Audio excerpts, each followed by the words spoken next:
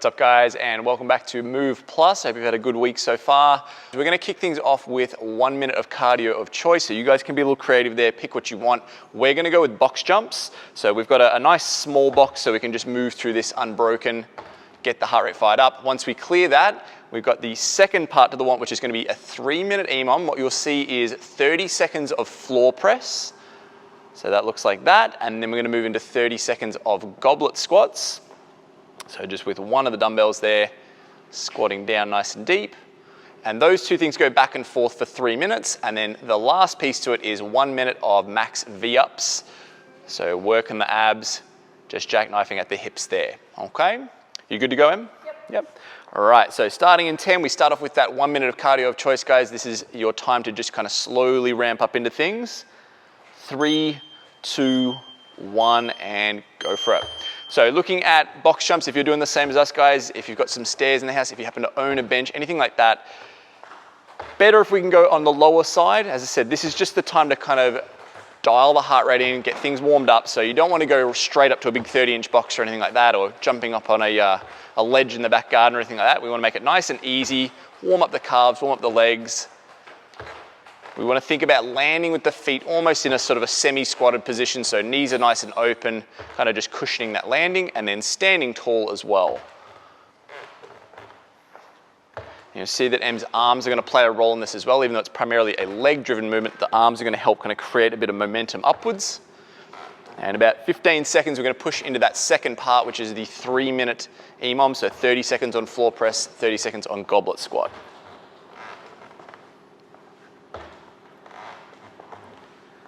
3, 2, 1, so come down to floor press. So with this one, guys, going for 30 seconds on this, we want to see elbows, or at very minimum, your triceps touching the ground, and then coming up to a lockout. You'll notice that Em's dumbbell position is nice and neutral, so dumbbells kind of point north-south rather than across the body.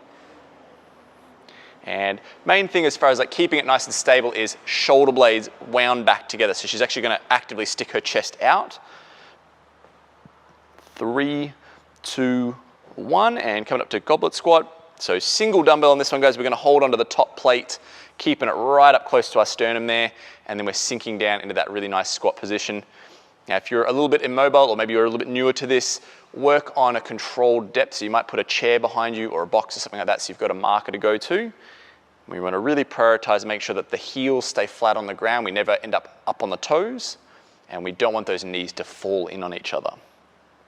3, 2, 1, and come back down to floor press. So although we're probably going to be working with some fairly light weights for this part of the workout, it being the warm-up, we still want to kind of ingrain good movement patterns, and that is going to be making sure we've got the setup really well. So feet, hips, shoulders, head, everything is glued to the ground. We don't want to be bridging up or craning the neck up off the ground. We want to feel like we're actually pushing everything back through the floor to create a lot of stability. 3, 2, 1, and back up again.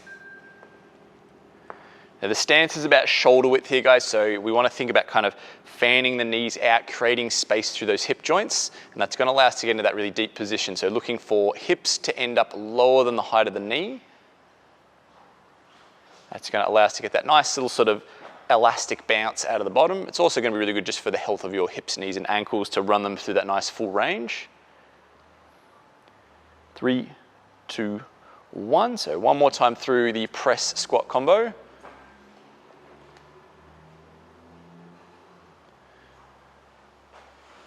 So we're going to keep an eye on those shoulder blades as we press out, making sure we don't overreach and protract the shoulder upwards towards the roof.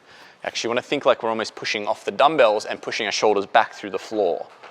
So if you have a natural little arch to the low back, that's okay, as long as your hips don't lift up. 3, 2, 1, and go for it. Now, sometimes it's tempting with a squat to get kind of pulled forward or to collapse that upper back down with the weight of the dumbbell. We want to make sure we're keeping that head stacked on top of the body, chest up nice and high, keeping a really strong posture. 10 more seconds.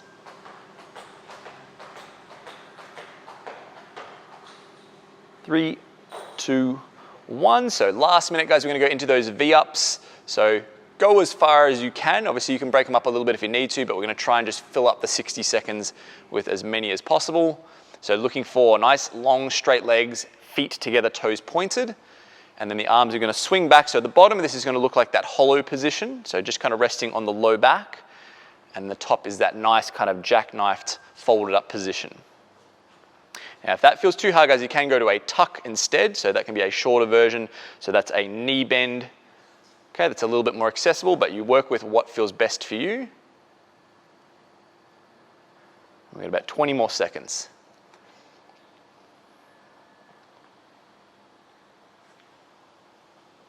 So if you ever find your shoulders getting on the ground or that low back feeling a bit clunky, like you're sort of slapping the ground, try and re-establish that nice curve. 3, 2, 1, and done. All right, so that's the warm-up done, guys.